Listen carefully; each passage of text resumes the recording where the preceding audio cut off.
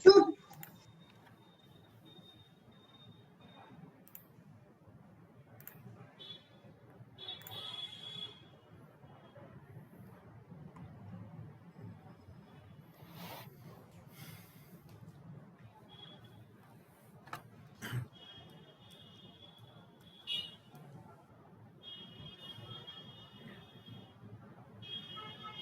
Good evening. সবাই শুনতে পাচ্ছিস? হ্যাঁ sir.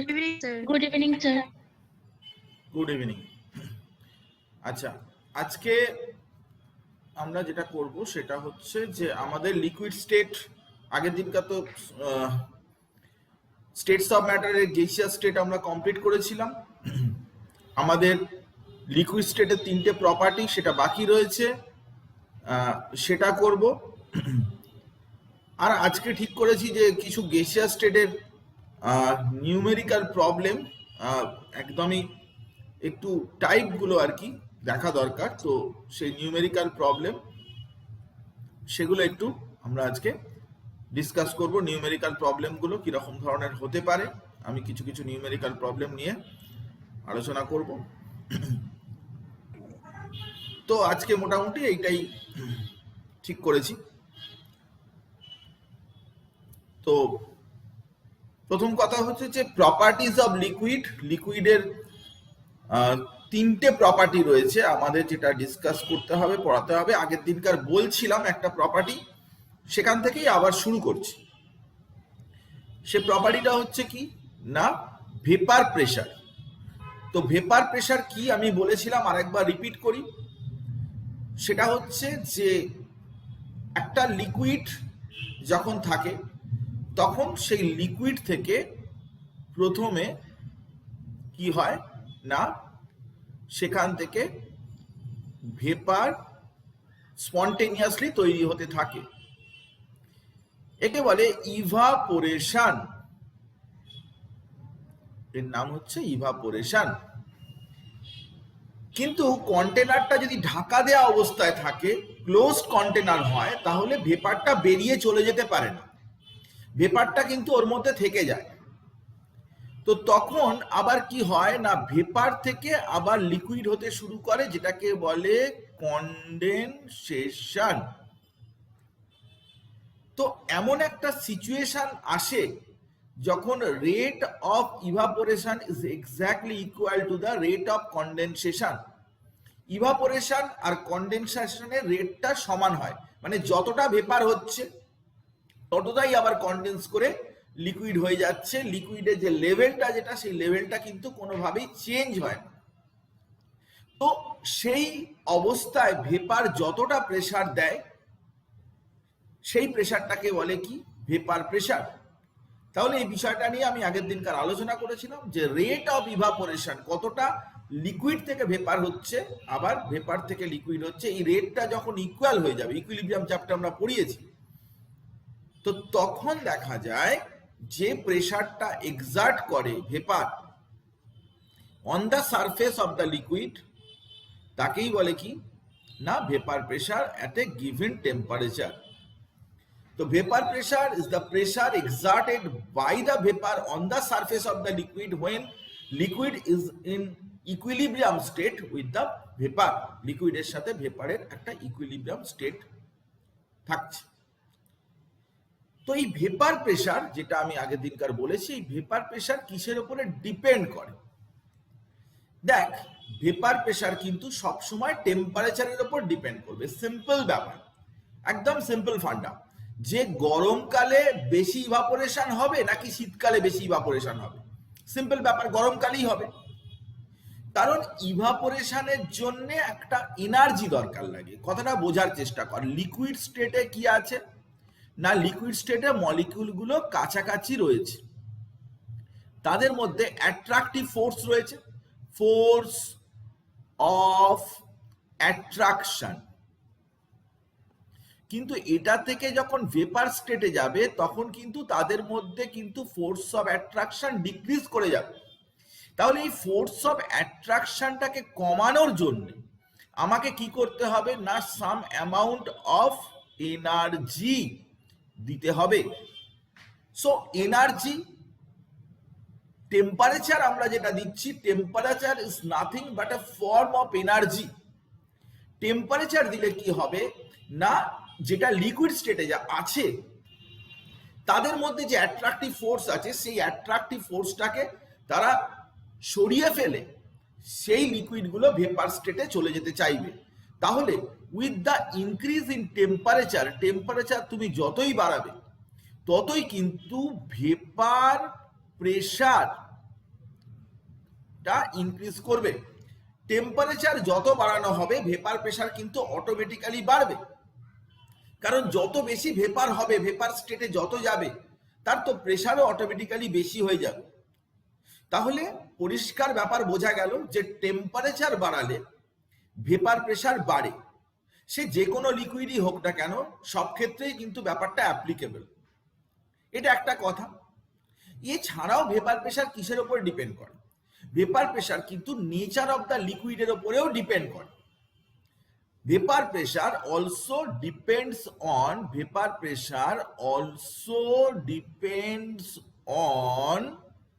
nature of the liquid. Nature of the liquid মানে লিকুইডটা কি আছে। দেখ, আমরা যদি হাতের মধ্যে অ্যালকোহল বা ইথার ঢালি তাহলে কি হয়, হাতটা ঠান্ডা হয়ে যায়। ছোটবেলা থেকে এই প্রশ্ন পড়ে আসছে যে হাতের মধ্যে যদি আমি ইথার ঢালি বা অ্যালকোহল ঢালি তাহলে কি হয় না, ইথার বা অ্যালকোহল তারা নর্মাল টেম্পারেচারেতেই ইভাপোরেট করে চলে যায়, এবং যার জন্য যে টেম্পারেচারটা লাগবে সেটা হওয়ার জন্য যে এনার্জিটা লাগবে সেটা বডি থেকে নেয় বলে আমাদের বডিটা ঠান্ডা হয়ে যায়, হাতটা ঠান্ডা হয়ে যায়। তার মানে ওয়াটার যদি এরকম ভাবে হাতের মধ্যে ঢালি তাহলে এতটা হয় না, অ্যালকোহল বা ইথারের ক্ষেত্রে যতটা হয়। তার মানে অ্যালকোহল বা ইথার তারা কিন্তু মোর ভোলাটাইল, তারা সহজে ভেপার স্টেটে যায়। তো দ্যাটস ওয়াই আমরা বলছি নেচার অফ দ্য লিকুইড, কি লিকুইড আছে, কি জিনিসটা আছে, তার উপরেও কিন্তু ভেপার প্রেশার ডিপেন্ড করে। তাহলে ভেপার প্রেশারের ডিপেন্ডেন্সির জন্য আমি দুটো ফ্যাক্টর বললাম। একটা ফ্যাক্টর কি বলেছি প্রথমে, যে এখানে যদি তুই ভেপার প্রেশার আর একদিকে যদি টেম্পারেচার প্লট করিস তাহলে টেম্পারেচার যত বাড়বে ভেপার প্রেশার তত বাড়বে। এদিকে টেম্পারেচার ইনক্রিজ করছি, সেদিকে ভেপার প্রেশার অটোমেটিক্যালি ইনক্রিজ করে যাচ্ছে। ভেপার প্রেশার টেম্পারেচার এটা কম টেম্পারেচারে যা ভেপার প্রেশার, আরো বেশি টেম্পারেচারে কিন্তু আরো বেশি ভেপার প্রেশার হচ্ছে। তো একদম ইজি ওয়েতে চল যে আমরা টেম্পারেচার বাড়ালে ভেপার প্রেশার বাড়বে। আর একটা কি কথা বলেছি না, কি লিকুইড আছে তার উপরেও কিন্তু বিষয়টা ডিপেন্ড করে। যেরকম ওয়াটারের ক্ষেত্রে এক রকমের, ইথারের ক্ষেত্রে এক রকমের, অ্যালকোহলের ক্ষেত্রে আর এক রকমের।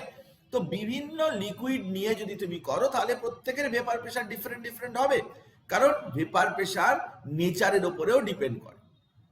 তো এই বিষয়টা আরো একটু ভালো করে যদি আমি বুঝতে চাই তাহলে সেখানেই যে জিনিসটা চলে আসছে সেটা দেখ, যে ভেপার প্রেশার তার মানে আমরা পরিষ্কারভাবে বলছি যে ফাংশন অফ টেম্পারেচার, মানে টেম্পারেচারের উপরে ডিপেন্ডেন্সি রয়েছে, ডিপেন্ড করছে টেম্পারেচারের উপরে। তো টেম্পারেচারের উপরে যদি ভেপার প্রেশার ডিপেন্ডই করে তাহলে সেখানে আমরা আরো একটা কোয়ান্টিটি নিয়ে আলোচনা করতে পারি লিকুইডের। সেটা কি না, সেটা হচ্ছে বয়েলিং পয়েন্ট। বয়েলিং পয়েন্ট, তো দেখ বয়েলিং পয়েন্ট ব্যাপারটা কি।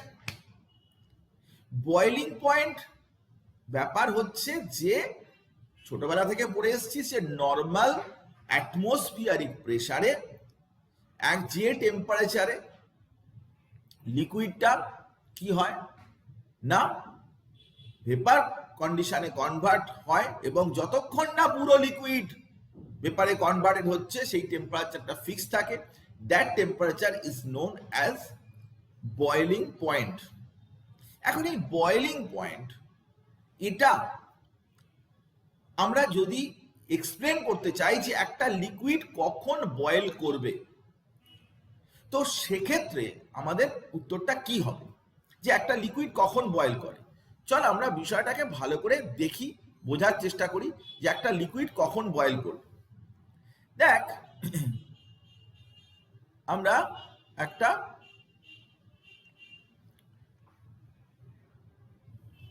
ধর এখানে একটা আমরা এরকম একটা কন্টেনার নিলাম, বা আমরা ধর সাথে একটা গ্রাফ প্লট করব, এরকম একটা গ্রাফ প্লট করব, পাশে একটা গ্রাফও নিয়ে নিলাম। বিষয়টা হচ্ছে যে ধরা যাক আমরা এদিকে টেম্পারেচার আর এদিকে ভেপার প্রেসার রাখছি। তো এই টেম্পারেচার ভেপার প্রেসার যে রাখছি, এইখানটায় আমরা একটা সোজা এরকম দাগ টেনে দিলাম। এই দাগটা কি বলছি না, এই দাগটা বলছি যে 1 অ্যাটমসফিয়ার দাগটা। আমি কি জানি না, টেম্পারেচার যত আমরা বাড়াবো ততই কিন্তু ভেপার প্রেসার বাড়বে। তো এখান থেকে আমরা টেম্পারেচার বাড়াচ্ছি, ভেপার প্রেসার বাড়ছে। এটা হয়তো একটা টেম্পারেচার, এটা একটা টেম্পারেচার, এটা আরো একটা অন্য টেম্পারেচার,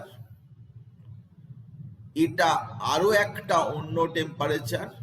তো টেম্পারেচারটা আস্তে আস্তে আমি বাড়াচ্ছি, এরকম একটা টেম্পারেচার, এরকম একটা টেম্পারেচার, এরকম একটা টেম্পারেচার, ভেপার প্রেসারও আস্তে আস্তে বাড়ছে। কিন্তু লিকুইডটা কি বয়েল করছে? না, লিকুইডটা বয়েল করছে না। কেন না, লিকুইড তখনই বয়েল করবে যখন তার ভেপার প্রেসারটা বাড়তে বাড়তে 1 অ্যাটমসফিয়ারিক প্রেসার তার ইকুয়াল হবে, নর্মাল অ্যাটমসফিয়ারিক প্রেসারের ইকুয়াল হবে। সেটা কখন না, এই যে এখন যে গ্রাফটা টানলাম, এই মুহূর্তে যে গ্রাফটা টেনেছি, এই যে জায়গাটা, এটাই হচ্ছে কি না বয়েলিং টেম্পারেচার টিবি। কারণ সেই টেম্পারেচারে ওই গ্যাসের ভেপার প্রেসারটা নর্মাল অ্যাটমসফিয়ারিক প্রেসারের ইকুয়াল হয়েছে। Vapour pressure equals two normal atmospheric pressure. তাই কোনো লিকুইডকে হিট দিলেই কিন্তু সঙ্গে সঙ্গে সে বয়েল করতে শুরু করে না, সে আস্তে আস্তে কি হয় না ভেপারটা বেরোতে থাকে। লিকুইডটা এখানে আছে, তুমি এই লিকুইডের সারফেসে মলিকিউল রয়েছে, কিন্তু তবুও এখানে যদি তুমি হিট দাও তাহলে এই লিকুইড থেকে একটু একটু ভেপার হবে, কিন্তু লিকুইডটা বয়েল করবে না।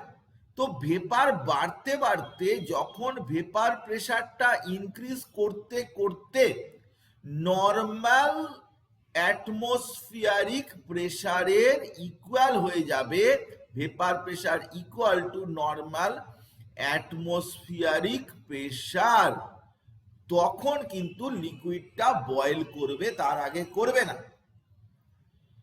সেই জন্যে বয়েলিং পয়েন্টের যখনই ডেফিনেশন দিতে হয় তখন বলতে হয় যে নর্মাল অ্যাটমসফিয়ারিক প্রেসার।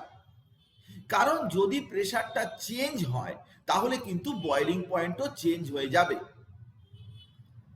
তুই জানিস যে hill area, Darjeeling, New Jalpaiguri, এইসব যেখানে অল্টিটিউড থেকে মানে নর্মাল সি লেভেল থেকে অনেক উপরে রয়েছে, তো সেই দার্জিলিং বা এইসব জায়গায় যেখানে কিন্তু অ্যাটমসফিয়ারিক প্রেসারটা কি লো, তাহলে ভেপার প্রেসার অ্যাটমসফিয়ারিক প্রেসারটা যদি আজকে কমে যায়, এরকম জায়গায় নেমে আসে, তাহলে দেখা যাবে যে এই রকম জায়গায় আরো লোয়ার টেম্পারেচারে কিন্তু কি হবে না লিকুইডটা বয়েল করে যাবে, কারণ অ্যাটমসফিয়ারিক প্রেসার তখন 1 অ্যাটমসফিয়ার নেই, তখন নিচে নেমে গেছে।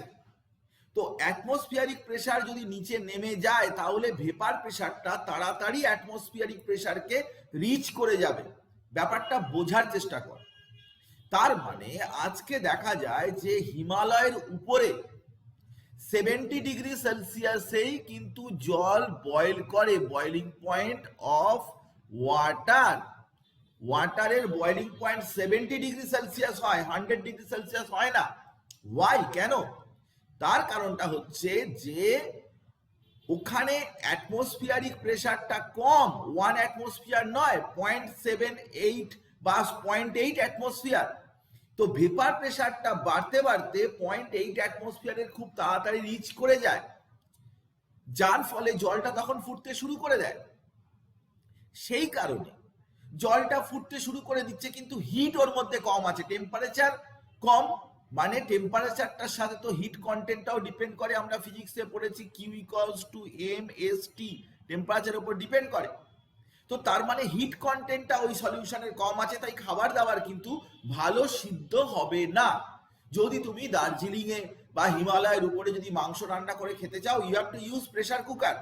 তোমাকে প্রেসার কুকার ইউজ করতে হবে only because of the fact that ওখানে কিন্তু জল অনেক কম টেম্পারেচারে বয়েল করে যাবে, হিট কন্টেন্টটা খাবারের মধ্যে কম যাবে, এবং যার জন্য কিন্তু ওটা বয়েল করবে না। তো ভেপার প্রেসারের সাথেই কিন্তু এই বয়েলিং পয়েন্ট বিষয়টা কিন্তু directly correlated. That's why in order to define boiling point we have to mention always what is the atmospheric pressure. Is it normal atmospheric pressure or the some change atmospheric pressure? এই ব্যাপারটা কি পরিষ্কার যে atmospheric প্রেসারের সাথে সাথে boiling পয়েন্টটা কিভাবে চেঞ্জ হচ্ছে? Is it clear to you? সকলের কাছে এটা কি পরিষ্কার নাকি কোনো অসুবিধা আছে? আমাকে বল। ফিজিক্স বুঝেছি। একদম, ভেরি গুড। তো আমি জানি বুঝতে পারবি, তো আমরা সেরকম ভাবেই চেষ্টা করি আমি পড়াতে, যাতে করে তোরা বুঝতে পারিস। তবুও যদি কোনো অসুবিধা হয় নিশ্চয়ই আমাকে বলবি, কোনো অসুবিধা নেই, কোনো ডিস্টারবেন্সের কোনো ব্যাপারই নেই এখানে। তো আমরা বয়েলিং পয়েন্ট বলতে তার মানে আমরা বুঝছি এটা।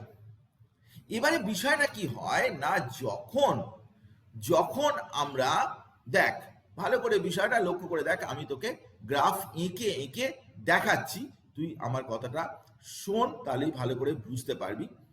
এবারে এবারে দেখ যে আমরা এমন একটা গ্রাফ করছি যে যে গ্রাফটাতে আমরা কি করছি না বিভিন্ন রকমের আমরা লিকুইড রাখছি, সেখানে বিভিন্ন টাইপের লিকুইড রাখছি। যেরকম এটা তো নর্মাল অ্যাটমসফিয়ারিক প্রেসার, এটা ধরে নিলাম নর্মাল অ্যাটমসফিয়ারিক প্রেসার। তো এই প্রেসারের ইকুয়াল যখন হবে, এটাই হচ্ছে নর্মাল অ্যাটমসফিয়ারিক প্রেসার। এদিকে ভেপার প্রেসার প্লট করেছি, এদিকে টেম্পারেচার প্লট করেছি। তো এবারে আমরা কি করছি না,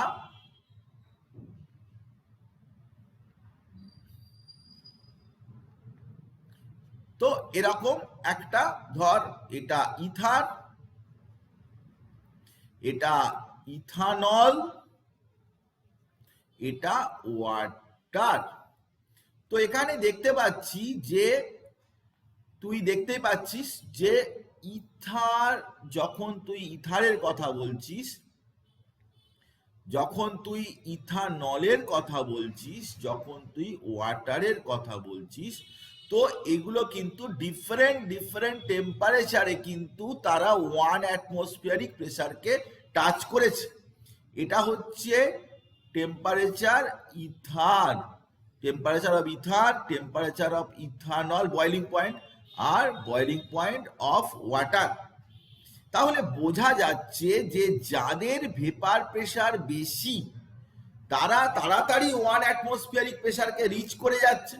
তুই দেখতে পাচ্ছিস যে যখন ইথারের আমরা কার্ভটা করছি, তখন ইথার কিন্তু অনেক আগেতেই 1 অ্যাটমসফিয়ারিক প্রেসারকে রিচ করে গেল।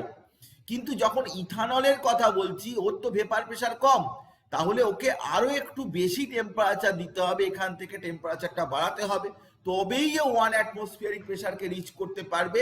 ইভেন ওয়াটারের ক্ষেত্রেও ঠিক তাই। তাহলে ভেপার প্রেসার যেহেতু চেঞ্জ হয়ে যাচ্ছে, একটা পার্টিকুলার টেম্পারেচারে, তো অটোমেটিক্যালি কিন্তু বয়লিং পয়েন্টটাও তার চেঞ্জ হতে বাধ্য। সেই জন্য ডিফারেন্ট ডিফারেন্ট লিকুইডের ক্ষেত্রে বয়লিং পয়েন্টটা ডিফারেন্ট হয়, কারণ তাদের ভেপার প্রেশারটা কিন্তু টোটালি ডিফারেন্ট। একটা পার্টিকুলার টেম্পারেচারে ভেপার প্রেশারটা যদি আলাদা হয়, তাহলে 1 অ্যাটমসফিয়ারিক প্রেশার বা এক্সটার্নাল যে প্রেশার, সেই প্রেশারকে ইকুয়াল করবে, তার জন্য কিন্তু ডিফারেন্ট টেম্পারেচার লাগবে। ইথার অনেক তাড়াতাড়ি 1 অ্যাটমসফিয়ারিক প্রেশারকে রিচ করে যাবে, কারণ ও তাড়াতাড়ি ভেপার হয়। কিন্তু ইথানল তার চাইতে বেশি টেম্পারেচার লাগবে, বা ওয়াটার আরো বেশি টেম্পারেচার লাগবে। তো আমরা ভেপার প্রেশার নিয়ে আলোচনা করছিলাম। তো ভেপার প্রেশার কি কি বিষয়ের উপর ডিপেন্ডেন্ট এবং সেগুলো কেমন ভাবে ডিপেন্ডেন্ট, সেই জিনিস নিয়ে আমি বলছিলাম।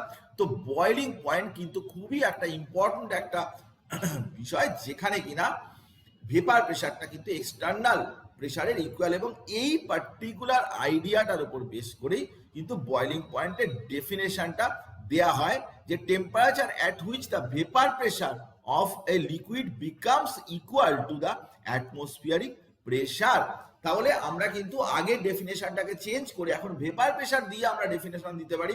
খুবই ভালো একটা ডেফিনেশন, একদম ইজি ডেফিনেশন, এত কথা লেখার দরকার নেই। যে টেম্পারেচারে ভেপার প্রেশারটা অ্যাটমসফিয়ারিক প্রেশার, তখনকার যে অ্যাটমসফিয়ারিক প্রেশার আছে তার ইকুয়াল, নর্মাল স্ট্যান্ডার্ড এসব কথা বলার দরকার নেই। যার যা অ্যাটমসফিয়ারিক প্রেশার আছে সেই অবস্থায় তার ইকুয়াল করার জন্য যে বয়লিং পয়েন্ট হবে, সেটাই তার বয়লিং পয়েন্ট। তো স্ট্যান্ডার্ড বয়লিং পয়েন্ট যদি কেউ বলে, তাহলে স্ট্যান্ডার্ড অ্যাটমসফিয়ারিক প্রেশার বলবে। That have been changed. তো এইভাবে বিষয়গুলো আস্তে আস্তে চেঞ্জ হচ্ছে, আমরা যা পুরানো পড়ে এসেছি তার সাথে সাথে একটু চেঞ্জ হয়ে যাচ্ছে। তো দেখ, এই আইডিয়ার উপর বেস করে কিন্তু আমরা বলি why food cooks ফাস্টার in pressure cooker. ছোটখাটো ব্যাপার, কিন্তু ছোটখাটো ব্যাপার থেকেই কোশ্চেন দেয়, এবং সহজে সুন্দর করে লেখাটাই হচ্ছে বড় ব্যাপার। তো প্রেসার কুকারের মধ্যে দেখতে পাচ্ছিস যে জল যখন ফোটে, বা ওর মধ্যে যে লিকুইডটা যেটা আছে সেটা যখন ফোটে, তখন কি হয় না, সেক্ষেত্রে দেখা যায় যে ওটা কিন্তু আর ওই ভেপারটা বেরোতে পারে না। ওই ভেপারটা ওর মধ্যে একটা প্রেসার দেয়, যে প্রেসারটা কি না, সেটা হচ্ছে আর্টিফিশিয়ালি একটা প্রেসার আমরা বাড়াতে থাকি। আর্টিফিশিয়ালি একটা প্রেসার যেহেতু আমরা বাড়াতে থাকছি, তাই নর্মাল অ্যাটমসফিয়ারিক প্রেসারটা যেটা কম আছে সেটা আমার দরকার নেই। ওখানে কিন্তু বাইরের যে প্রেসার 1 অ্যাটমসফিয়ারিক, সেটাকে কিন্তু আমরা বাড়িয়ে দিচ্ছি, একটা ঢাকনা উপরে দিয়ে সবসময় বাড়িয়ে দিচ্ছি। খাবার দাবার সিদ্ধ করতে গেলে, সব করতে গেলে সবসময় কি হয় না, বাইরে থেকে একটা ঢাকনা দিয়ে দেওয়া হয়। দিয়ে দেওয়ার অর্থ কি না, ওর এক্সটার্নাল প্রেসারটা বাড়িয়ে দেওয়া হচ্ছে। তো প্রেসার কুকারে 120 ডিগ্রি সেলসিয়াস টেম্পারেচারে কিন্তু প্রেসার কুকারে জল ফুটতে থাকছে, কারণ ওর কিন্তু 1 অ্যাটমসফিয়ারিক প্রেসার নয়, রাদার অনেক বেশি অ্যাটমসফিয়ারিক প্রেসার, 1.2 বা 1.5 এরকম অ্যাটমসফিয়ারিক প্রেসার রাখা হচ্ছে, যার জন্য খাবার দাবার কিন্তু ইজিলি সিদ্ধ হচ্ছে। হিল এরিয়া বা পাহাড় অঞ্চলে এই টেকনোলজির উপর বেস করে প্রেসার কুকারে বেশিরভাগ ক্ষেত্রে রান্না বান্না করা হয়। সিম্পল ব্যাপার, ফিজিক্সে পড়েছিস, একদম সিম্পল ইজি ব্যাপার। তো আমরা এখানে দুটো টার্ম ইউজ করব। একটা হচ্ছে কি না, 1 অ্যাটমসফিয়ারিক প্রেসার যদি হয় তাহলে তাকে নর্মাল বয়লিং পয়েন্ট বলে। দেখ, টার্মিওলজি গুলো কিভাবে ইউজ করা হচ্ছে সেটা তুই ভাববি না। 1 অ্যাটমসফিয়ারিক প্রেসার যেটা, সেটা হচ্ছে কি না নর্মাল বয়লিং পয়েন্ট। কিন্তু 1 বার প্রেসার যদি হয়, তাহলে তাকে বলে সেই বয়লিং পয়েন্টটাকে স্ট্যান্ডার্ড বয়লিং পয়েন্ট। 1 অ্যাটমসফিয়ারিক প্রেসারে যদি কোনো লিকুইড বয়েল করে, এক্সটার্নাল প্রেসারটা যদি 1 অ্যাটমসফিয়ারিক প্রেসার হয়, that is known as normal boiling point. কিন্তু 1 বার, একবার প্রেসার যদি হয়, তাহলে সেটা কিন্তু স্ট্যান্ডার্ড বয়লিং পয়েন্ট। কেন এই পার্থক্য হয়ে গেল, কেন পার্থক্য হয়ে গেল, বা কোনটা বেশি কোনটা কম? সব সময়তেই স্ট্যান্ডার্ড বয়লিং পয়েন্ট তার চাইতে কিন্তু নর্মাল বয়লিং পয়েন্ট বেশি, কারণ 1 বার প্রেসার যেটা, সেটা কিন্তু 1 অ্যাটমসফিয়ারিক প্রেসারের চাইতে কিছুটা কম, সামান্য কম। আমি তোকে বলছি সামান্য কম। 1 বার প্রেসার সেটা 1 অ্যাটমসফিয়ারিক প্রেসারের চাইতে খুবই সামান্য কম, ডিফারেন্সটা খুবই সামান্য, আমি তোকে বলে দিচ্ছি। কিন্তু এটুকু জেনে রাখবি যে স্ট্যান্ডার্ড বয়লিং পয়েন্টটা কিন্তু 1 বার প্রেসারের জন্য ইউজ হয়, নর্মাল বয়লিং পয়েন্টটা কিন্তু 1 অ্যাটমসফিয়ারিক প্রেসারের জন্য ইউজ হয়। তো এখানে যদি তুই দেখিস তাহলে আমি তোকে বলে দিচ্ছি যে standard boiling point of water সেটা হচ্ছে 99.6 degree Celsius at or 372.6 Kelvin. সেখানে normal boiling point of water হচ্ছে 100 ডিগ্রি সেলসিয়াস, মানে কিছুটা কম, 100 ডিগ্রি আর 99.6, এর মধ্যে খুব একটা পার্থক্য নেই। 1 অ্যাটমসফিয়ার এবং 1 বার প্রেশারের মধ্যে 0.1 0.2 এরকম ডিফারেন্স আছে, সেই ডিফারেন্সটার জন্য এটা করা হয়। তো আজকাল কিন্তু স্ট্যান্ডার্ড বয়লিং পয়েন্ট যেটা, সেটা ইউজ আস্তে আস্তে বাড়ছে। ইন্টারন্যাশনাল সোসাইটি, ইউপ্যাক সোসাইটি, তারা কিন্তু স্ট্যান্ডার্ড বয়লিং পয়েন্ট ইউজ করার পক্ষপাতী এবং 1 বার প্রেশার ইউজ করার পক্ষপাতী। তো এখনো পর্যন্ত 1 অ্যাটমসফিয়ার প্রেশারই আমরা ইউজ করি। তো আমরা এখানে যে কার্ভটা আমি তোকে বলেছি, একটু আগে দেখিয়েছি, নিজে এঁকেছি, সেই ধরনের কার্ভই এখানে দেওয়া রয়েছে। তো দেখতে পাচ্ছিস যে ভেপার প্রেশারের সাথে টেম্পারেচারের কার্ভ, এটা হচ্ছে ইথার, তার বয়লিং পয়েন্টটা অনেকটাই কম, কারণ ইথার অনেক লো টেম্পারেচারে। তারপরে কার্বন টেট্রাক্লোরাইড, তারপরে ইথাইল অ্যালকোহল, তারপরে ওয়াটার ইত্যাদি নিয়ে আমরা ডিসকাস করেছি যে টেম্পারেচারটা যত বাড়ছে তাদের কিন্তু বয়লিং পয়েন্টটা, ভেপার প্রেশারটা চেঞ্জ হচ্ছে এবং তারা ডিফারেন্ট টেম্পারেচারে কিন্তু সেটা বয়েল করছে, কারণ বয়লিং পয়েন্ট সেটাই যেটা 1 অ্যাটমসফিয়ারিক প্রেশারের সাথে রিচ করে যাবে, ম্যাচ করে যাবে, সেটাই হচ্ছে বয়লিং পয়েন্ট।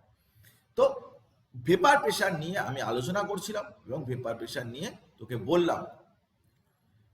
এরপর আমরা চলে আসছি আরো একটা বিষয়, আরো একটা লিকুইডের প্রপার্টি, খুব অল্প অল্প করে আমাদের আছে, জাস্ট একটা আইডিয়া, কারণ এগুলো ফিজিক্সে পড়তে হয় ডিটেলে, কিন্তু আমাদের কেমিস্ট্রিতে একটু আইডিয়া দেওয়ার জন্যই আমাদের এগুলো দেওয়া হয়েছে।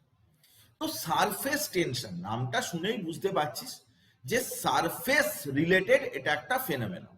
তো সারফেস রিলেটেড ফেনোমেনা কিরকম, ব্যাপারটা আমি তোকে পরিষ্কার করে দিই। যে সারফেস টেনশন বলতে কি তুমি বোঝো, দেখ, জটিল করে ভাবতে হবে না, তুই খুব সোজাভাবে ইজি ওয়েতে ব্যাপারটা চিন্তা কর।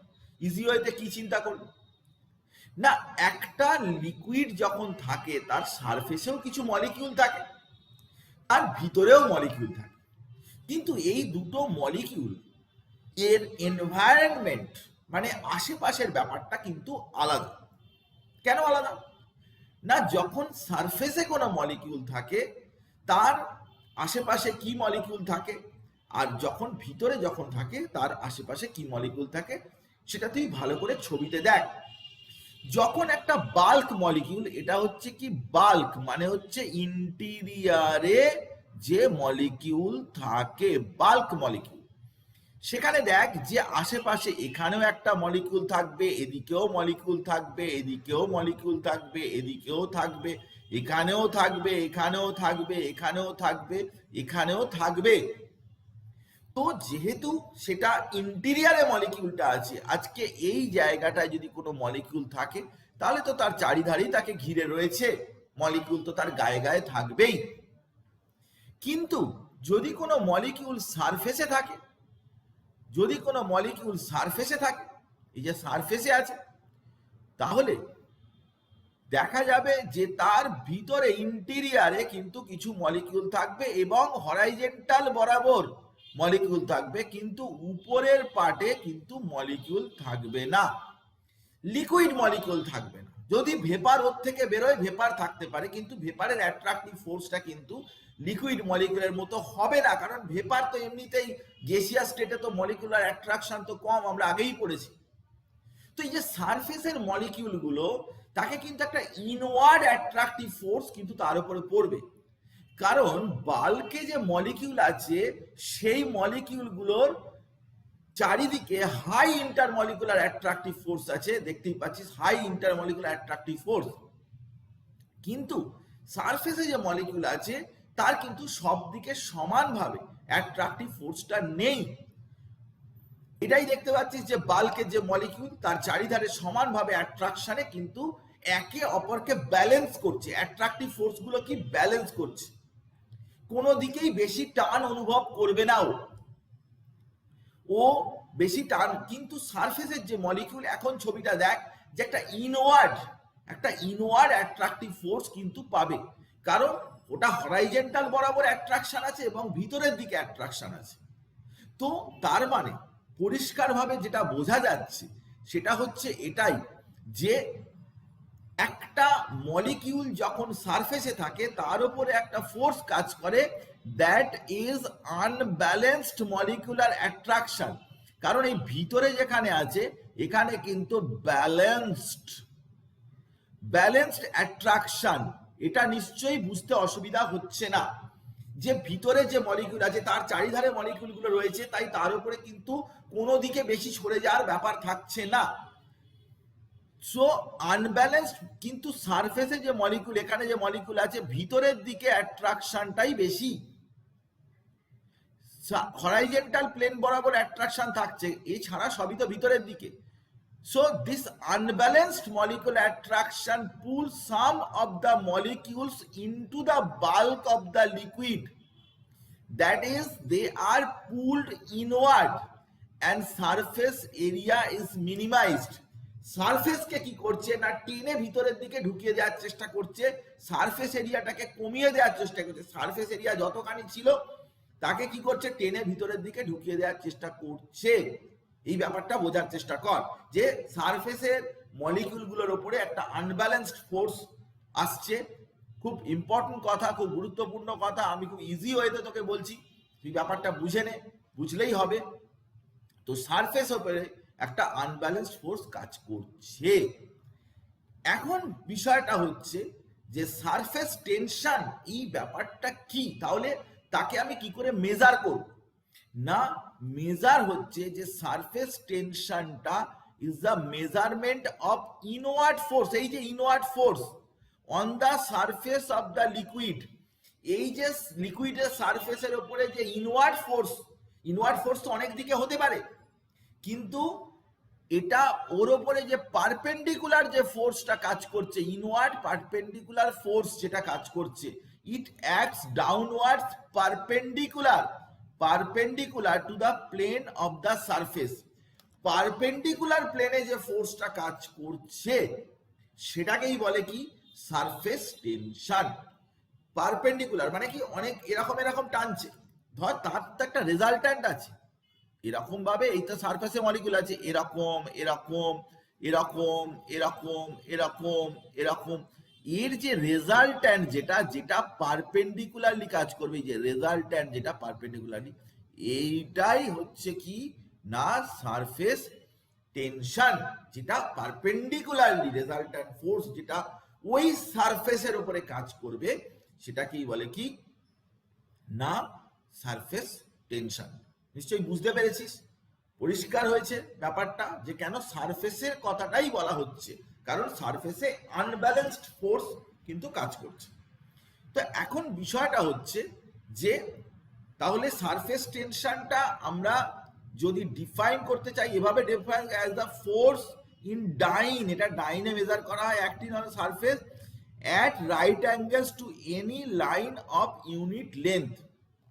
এটা রাইট অ্যাঙ্গেলে কিন্তু কাজ করছে সারফেসের উপরে ইউনিট লেন্থ, একটা ইউনিট লেন্থ আমি যদি নিয়ে নিই, একটা ছোট্ট লেন্থ আর কি 1 সেন্টিমিটার কি 1 মিলিমিটার, একটা ইউনিট লেন্থ নিয়ে নিই, তার উপরে যতখানি ফোর্স কাজ করছে সেটাকেই আমরা সারফেস টেনশন বলতে পারি। তো সারফেস টেনশন ব্যাপারটা কি আমি তোকে বোঝালাম। এখন দেখ যে সারফেস টেনশনের উপরে টেম্পারেচারের এফেক্ট কি আছে, মানে টেম্পারেচার বাড়ালে বা টেম্পারেচার কমালে, যেরকম ভেপার প্রেসারের কথা বলেছি সেরকম সারফেস টেনশনের ক্ষেত্রেও কিন্তু টেম্পারেচারের এফেক্ট আছে। কিরকম না, দেখ সারফেস টেনশন বাড়বে কখন না, ইন্টারমলিকুলার অ্যাট্রাকটিভ ফোর্স ভিতরের মলিকিউলগুলোকে তো টানবে, তো টানলে তবেই সারফেস টেনশনটা হবে। কিন্তু আমরা সবাই জানি কি, পরিষ্কার ভাবে বোঝার চেষ্টা কর, intermolecular attraction decreases with the rise in temperature. এই যে টানাটা, যেটা ইন্টারমলিকুলার অ্যাট্রাকটিভ ফোর্স, কিন্তু টেম্পারেচার বাড়ার সাথে সাথে কিন্তু কমে যায়। The surface tension of a liquid thus decreases with the increase in temperature. ভালো করে মনে রাখবি, কারণ সারফেস টেনশনটা তখনই ভালো হবে, ততই সারফেসকে নিজের দিকে টেনে নেবে যত কিনা ইন্টারমলিকুলার অ্যাট্রাকটিভ ফোর্সটা বেশি হবে, ইন্টারমলিকুলার অ্যাট্রাকটিভ ফোর্সটা হাই হবে। তো ইন্টারমলিকুলার অ্যাট্রাকটিভ ফোর্সটা কিন্তু টেম্পারেচার যত বাড়ে তত কিন্তু কমে যায়, টেম্পারেচার বাড়ার সাথে সাথে কিন্তু ডিক্রিজ করে। সেই কারণে দেখা যায় যে টেম্পারেচার বাড়ালে সবসময় কিন্তু সারফেস টেনশন ভ্যালুটা কিন্তু কমে যায়, ডিক্রিজ করতে থাকে। Similarly addition of chemicals to liquid reduces its surface tension। কিছু কিছু কেমিক্যাল দিয়ে দিলে কি হয় না, কেমিক্যাল যদি ওর মধ্যে দিয়ে দেওয়া হয় তাহলেও তারাও কিন্তু অ্যাট্রাকশনটা রিডিউস করে দেয়, কারণ কেমিক্যালগুলোর সাথে মলিকিউলগুলো, লিকুইডের মলিকিউলগুলো অ্যাট্রাক্ট করতে চায়, তখন সারফেসকে টানার ইচ্ছার চাইতে ধর এইসব কেমিক্যাল যেরকম সোপ টোপ এইসব আছে, ডিটারজেন্ট, অ্যালকোহল, ক্যাম্ফর, এসব দিয়ে দিলেও কিন্তু ওদের সাথে অ্যাট্রাকটিভ ফোর্সটা ক্রিয়েটেড হয়, তখন সারফেসকে ধরে টানার চাইতে ওগুলোর সাথে অ্যাট্রাকটিভ ফোর্সটা ক্রিয়েটেড হয়ে যাচ্ছে। তো তখন কিন্তু তখনও লোয়ার ডাউন হয়। তার মানে একটা জিনিস বোঝা গেল যে টেম্পারেচার বাড়ালেও সারফেস টেনশন কমবে, অ্যাট দ্য সেম টাইম কিছু কিছু সাবস্ট্যান্স, এরকম কেমিক্যাল সাবস্ট্যান্স যদি অ্যাড করো তাহলেও কিন্তু তার এই ভ্যালু কমতে থাকবে। যে এক্সাম্পল দিয়েছি সোপ, ডিটারজেন্ট, অ্যালকোহল, ক্যাম্ফর ইত্যাদি, lowers the surface tension of water। নিশ্চয়ই বুঝতে পেরেছিস? আচ্ছা, এবারে দেখ যে আমরা যদি গ্রাফে প্লট করি তাহলে কিরকম ভাবে হবে না, টেম্পারেচার এদিকে বাড়ছে, আমাদের গ্রাফ প্লট করতে দিতে পারে, তো সারফেস টেনশন ভ্যালুটা আস্তে আস্তে কি হচ্ছে না, ডিক্রিজেস, কমছে, সারফেস টেনশন কমবে বা কেমিক্যাল অ্যাড করলেও কমবে, আমরা গ্রাফে দেখালাম। এরপর তাহলে আমরা যদি এরকম ভাবে বলি তাহলে magnitude of surface tension of the liquid proportional to the attractive forces between the molecules. Attractive ফোর্সের সাথে প্রপোর্শনাল, টেম্পারেচার বাড়লে অ্যাট্রাকটিভ ফোর্স কমে যাচ্ছে এবং যার জন্য সারফেস টেনশনটা ডিক্রিজ করে যাচ্ছে। সারফেস টেনশন গামা দিয়ে রিপ্রেজেন্ট করা হয়, তার unit kg per second, kg per সেকেন্ডের স্কোয়ার বা কেজি পার সেকেন্ড না, এসআই ইউনিট হচ্ছে নিউটন কেজি। এই ইউনিটটা আমি চেক করে বলবো, এই ইউনিটটা কিরকম একটা লাগছে যেন, যাকে। আর নিউটন মিটার টু দি পাওয়ার -1, এটাও এসআই ইউনিট। তো এটা আমি দেখে বলে দেবো যে এমনি ইউনিটটা, নর্মাল ইউনিটটা কি আছে, এটা আমার কিরকম একটা সন্দেহ লাগছে, লিখতে গিয়ে ভুল হতে পারে। এনিওয়ে, তো আমি বলে দেবো চেক করে, ভুল জিনিস পড়ার চাইতে চেক করে জিনিসটা জানাই ভালো, আমি পরের দিনকারই জানিয়ে দেবো।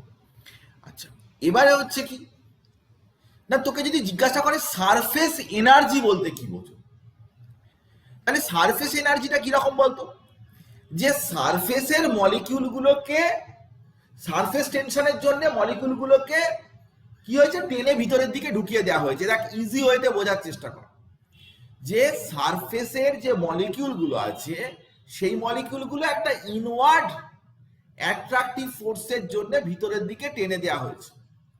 তো এই যে ইনওয়ার্ড অ্যাট্রাকটিভ ফোর্স কি না, আবার তুই যদি ওকে ইনক্রিজ করতে চাস, আবার যদি সারফেসটাকে ইনক্রিজ করতে চাস, তাহলে যতখানি তোকে ওয়ার্ক করতে হবে, আমি আবার বলছি যে তোর সারফেসের যে মলিকিউলগুলো ছিল তাকে কিন্তু ইনওয়ার্ড পুলের জন্য তার সারফেসের এরিয়াটাকে ডিক্রিজ করিয়ে দেয়, মিনিমাইজ করিয়ে দেয়, that is called surface tension. তো ভিতরের দিকে টেনে দিচ্ছে। এবারে তাকে যদি তুই আবার আগের জায়গায় নিয়ে আসতে চাস বা তুই ওয়ার্ক করতে চাস, কতটা ওয়ার্ক না, done to increase or extend the surface area by 1 square centimeter is called surface energy. তাহলে সারফেস এনার্জি হচ্ছে কি না, তোমার এটা ছিল সারফেস, এটা ছিল সারফেস, এবারে তুমি তাকে এরকম করে দিয়েছো, টেনে একটু কমিয়ে দিয়েছো, তাকে আবার তুলে ওই জায়গায় নিয়ে আসতে বা আবার সারফেসটাকে 1 স্কোয়ার সেন্টিমিটার বাড়াতে যতখানি ওয়ার্ক করতে হবে সেটাকেই বলে কি, সেটাকেই বলে সারফেস এনার্জি। তো সারফেস এনার্জি হচ্ছে আর্ক পার স্কোয়ার সেন্টিমিটার বা জুল পার স্কোয়ার সেন্টিমিটার, এই ইউনিটে আমরা এটাকে লিখি।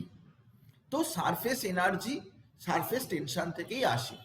সারফেস টেনশনের এগেনস্টে যে কাজটা করা হচ্ছে, যে সারফেসটাকে আবার এক্সটেন্ড করা হচ্ছে। সারফেস টেনশন মানে কি, সারফেসটাকে মিনিমাইজ করে দেওয়া, আর সারফেস এনার্জি মানে কি, মিনিমাইজ সারফেসটাকে আবার কিন্তু এক্সটেন্ড করা। তো 1 স্কোয়ার সেন্টিমিটার, স্কোয়ার মিটার বা স্কোয়ার সেন্টিমিটার, যাই হোক যে ইউনিটে তুই বলবি, সেটা হচ্ছে সারফেস এনার্জি। স্যার বলছিলাম আগের স্লাইডে ওটা নিউটন পার মিটার স্কোয়ার হবে না?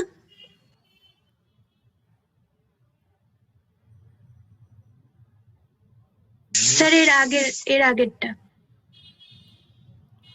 ওটা তো সারফেস টেনশন ইউনিটটা আমি দেখে বলবো, আমি তো অত ফিজিক্সের ইউনিট সম্পর্কে অত মানে আমার অত ধারণা নেই আর কি। তো এনার্জিটা পার স্কোয়ার মিটারে সেটা আমি জানি, কিন্তু সারফেস টেনশনটা কিন্তু তো ঠিক এনার্জি নয়, তো সেই জন্যে ওটা আমি দেখে বলে দেবো ওই ইউনিটটার ব্যাপারটা, সারফেস টেনশনের ইউনিটটা কি আছে একটু দেখে বলে দেবো, তোরাও দেখে নিতে পারিস, বইতে আছে, একটু দেখে নিতে পারিস কি হবে এক্স্যাক্টলি। আচ্ছা, এবারে দেখ যে আমরা যে কোনো লিকুইড, সেটা কি হয় না, লিকুইডগুলোর একটা নর্মাল টেন্ডেন্সি যে সেগুলো ড্রপলেটসের আকারে, মানে ফ্ল্যাট টাইপের না হয়ে গিয়ে সেটা কিন্তু একটা ড্রপের মতো বা স্পেরিক্যাল শেপ নেয়। সবসময় লিকুইডের টেন্ডেন্সি হচ্ছে যে স্পেরিক্যাল শেপ নেয়। এই স্পেরিক্যাল শেপ নেওয়ার পিছনে বড় কারণ যেটা, সেটা হচ্ছে কি না, সেটা হচ্ছে falling drop of a liquid is always spherical shape due to surface tension। কারণ একটা ইনওয়ার্ড অ্যাট্রাকটিভ ফোর্স আছে সারফেস মলিকিউলের উপরে, এবং সেটা কিন্তু ভলিউমটাকে as ratio as small as possible, ভলিউমের যে তার ভলিউমটাকে কিন্তু যত দূর সম্ভব কম করার চেষ্টা করে। এটা কিন্তু সারফেস টেনশন, তার ফলেই কিন্তু সবসময় ওই লিকুইড ড্রপলেটগুলো কিন্তু সবসময় যখন একটা লিকুইড পড়ছে তখন কিন্তু সেটা স্পেরিক্যাল নেচারের হয়, কারণ ইনওয়ার্ড অ্যাট্রাকটিভ ফোর্সের জন্য। চারিদিক দিয়ে যদি ইনওয়ার্ড এরকম যদি একটা লিকুইড থাকে, সেই লিকুইডটা পড়ে, তার চারিদিক দিয়ে যদি ইনওয়ার্ড অ্যাট্রাকটিভ, ভিতরের দিকে যদি অ্যাট্রাকটিভ ফোর্স যদি সব দিক দিয়ে থাকে, তাহলে সেটা কিন্তু তার সাইজটা কিন্তু, ভলিউমটা কিন্তু অতটা বেশি জায়গা জুড়ে না হয়ে ছোট জায়গা জুড়ে হয়ে যায়। এটা কিন্তু সারফেস টেনশনের জন্য হয়, ন্যাচারাল কিছু ফেনোমেনা। এরপর আমরা চলে আসছি সারফেস টেনশনের পরে আরো একটা প্রপার্টি, যেটাও ছোটখাটো একটু জানার দরকার আমাদের। সেটা হচ্ছে কি না, তুই এখানে দেখতে পাচ্ছিস যে দুটো লিকুইড আমাদের ঢালা হচ্ছে, একটা হচ্ছে হানি, বাঁ দিকেরটা হানি মধু, আর ডান দিকেরটা হচ্ছে ওয়াটার। তো জল যখন ফেলা হবে তখন কিন্তু সেটা খুব তাড়াতাড়ি পড়বে জলটা, কিন্তু হানি যখন ফেলা হবে তখন কিন্তু সেটা কি না স্লোলি পড়বে, এবং কন্টেনারটার গায়েতেও বেশ খানিকটা আটকে থাকবে। সেটা কিন্তু ভিসকাস, আমরা সেটাকে বলি ভিসকাস, মানে তার ভিসকোসিটি বেশি। তো এই যে ঘটনা, এই যে ফেনোমেনা, এই ফেনোমেনাটাকে নিয়েই আমরা এখন ডিসকাস করতে চাইছি যে ভিসকোসিটি সেটা কি এবং সেটা কি কি বিষয়ের উপরে ডিপেন্ড করে সেই সম্পর্কিত ব্যাপারটা আমরা বলছি। যদিও ফিজিক্সে তোরা একটা ডিটেলে পড়বি, কিন্তু আমাদের লিকুইড স্টেট চ্যাপ্টারের মধ্যে কিন্তু কিছুটা অল্প করে কি এবং টেম্পারেচারের সাথে ডিপেন্ডেন্সি এরকম ধরনের দেয়া রয়েছে। তো ভিসকোসিটি প্রথম কথা কি না, all the liquids have characteristics property two flow, যে কোনো লিকুইড ফ্লো করবে, কিন্তু কিছু কিছু লিকুইড খুব কুইকলি ফ্লো করে যেরকম ওয়াটার, অ্যালকোহল, ইথার, আর কিছু কিছু লিকুইড যেরকম গ্লিসারিন, ক্যাস্টর অয়েল, মোলাসেস বা এরা খুব স্লোলি মুভ করে। The property of the liquid which determines their resistance to flow is called viscosity. মানে এই স্লোলি যারা মুভ করছে, স্লোনেসটা অ্যাপিয়ার করছে যে প্রপার্টির জন্য রেজিস্ট্যান্স টু ফ্লো, মানে রেজিস্ট করছে কোনো কিছু, এনার্জি ফ্যাক্টর তাদের ফ্লোকে রেজিস্ট করছে, সেই প্রপার্টিটাকে বলে কি ভিসকোসিটি। এটা একটা লিকুইডের ইম্পর্টেন্ট প্রপার্টি, এবং অনেক লিকুইড ভিসকাস হয়, অনেক লিকুইড লেস ভিসকাস হয়, সেটা ডিপেন্ড করে তাদের ইন্টারমলিকুলার অ্যাট্রাকটিভ ফোর্সের উপরে। কারণ আমরা এখানে যে সমস্ত প্রপার্টি পড়ছি সবগুলোই কিন্তু ইন্টারমলিকুলার অ্যাট্রাকটিভ ফোর্স ডিপেন্ডেন্ট। তো এখানে আমরা যদি দেখি যে একটা লিকুইড যখন ফ্লো করছে তখন কিন্তু কিছু লিকুইড, সেটা কিন্তু সব লিকুইডের যদি লেয়ার হিসাবে আমরা কনসিডার করি যে লিকুইডের অনেকগুলো লেয়ার আছে, তাহলে একটা জিনিস পরিষ্কার যে লিকুইডটা যেটা যে জায়গা দিয়ে ফ্লো করছে সেখানে কিন্তু যার গা দিয়ে লিকুইড লেয়ারটা যাচ্ছে, এর গা দিয়ে যাচ্ছে, তো এটা একটা স্ট্যাটিক পার্ট, তার এখানে ভেলোসিটি, মলিকুলার ভেলোসিটি কিন্তু সব থেকে লো হবে। আস্তে আস্তে যত যেতে থাকবে এখানেও ভেলোসিটি সব থেকে লো হবে।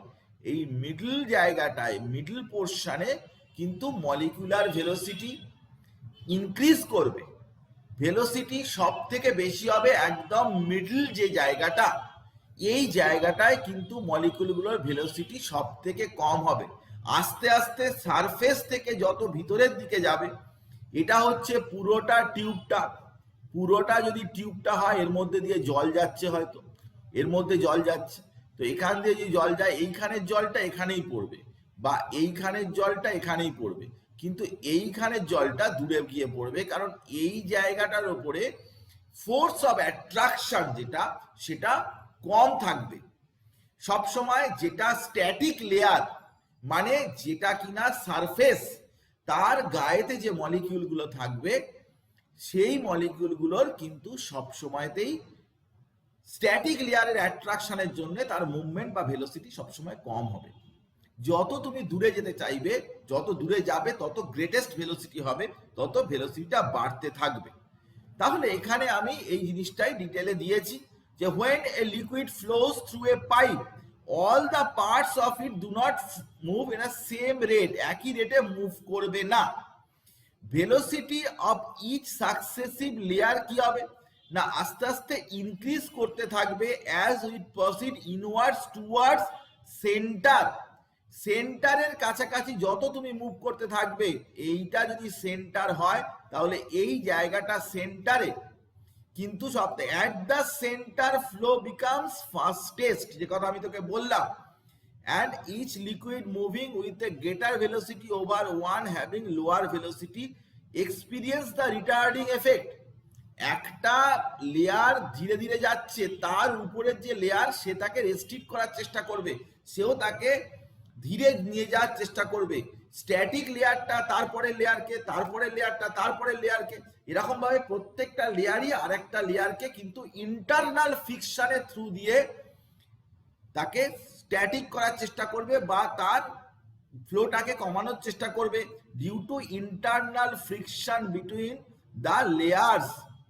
This internal friction or resistance is called viscosity. ভিসকোসিটিটাকে যদি তুই অ্যাকচুয়ালি বুঝতে চাস তাহলে বিষয়টা হচ্ছে এরকমই যে যে কোনো একটা লেয়ার তার পরের লেয়ারকে কিন্তু শেষ তার ফ্লোটাকে কমানোর চেষ্টা করবে, তার ভেলোসিটিটাকে কমানোর চেষ্টা করবে ডিউ টু ইন্টারনাল ফ্রিকশন। ফ্রিকশনের জন্যই কিন্তু এই জিনিসটা হবে, ইন্টারনাল ফ্রিকশনের জন্য এই ব্যাপারটা হবে, এবং যার জন্য আমরা বলছি যে এই যে ইন্টারনাল ফ্রিকশন অর রেজিস্ট্যান্স, এটার জন্যই কিন্তু কোনো লিকুইড ভিসকাস হয়, তাকেই বলে ভিসকোসিটি।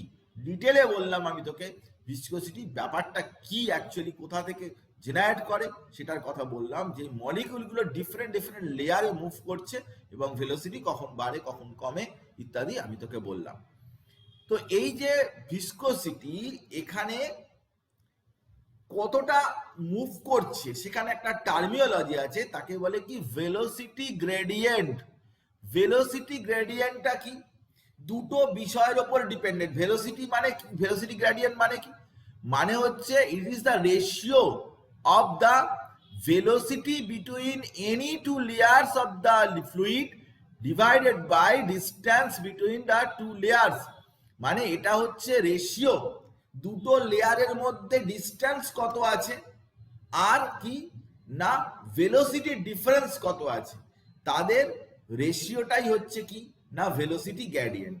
যদি দেখা যায় যে দুটো লেয়ারের মধ্যে ভেলোসিটি ডিফারেন্স হচ্ছে ডিইউ আর তাদের মধ্যে ডিস্টেন্সের ডিফারেন্স হচ্ছে ডিজেড, তাহলে ডিইউ বাই ডিজেড হচ্ছে কি ভেলোসিটি গ্রেডিয়েন্ট। দেখ এখানে লেখা আছে, ভালো করে দেখে নে, DU is the difference in velocity. কারণ আমরা তো অলরেডি বলেইছি যে প্রত্যেকটা লেয়ার কিন্তু একই ভেলোসিটিতে মুভ করবে না, তাদের মধ্যে ভেলোসিটি ডিফারেন্স থাকবেই।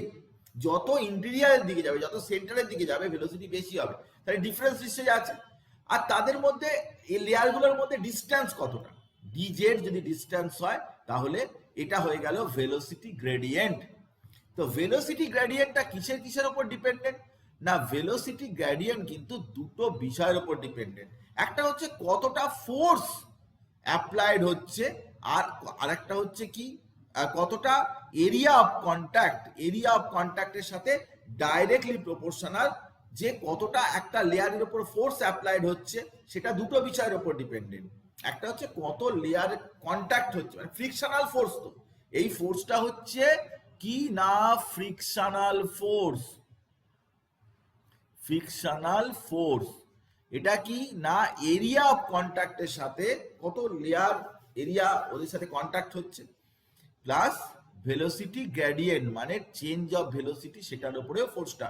ভেলোসিটি চেঞ্জ বেশি হলে ফোর্সের ডিফারেন্সও বেশি হবে, ডেফিনেটলি তাই হবে। তো এটা কিন্তু এই দুটো বিষয়ের উপর ডিপেন্ডেন্ট।